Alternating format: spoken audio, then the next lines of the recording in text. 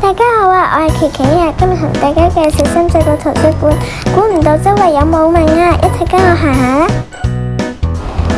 一入門我就會見到呢個舞名牌噶啦，佢係綠色嘅，上面寫住 The door is always open， 朵貝於舞名80周年，係咪好靚呢？仲有好多關於舞名嘅資料嘅，睇呢啲牌就明噶啦。喺自助借書機同埋消毒機隔籬就有呢隻舞名噶啦，同佢影相真係好難得噶。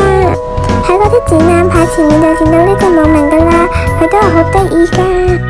喺畫畫區附近就會見到舞名嘅女朋友科里噶啦。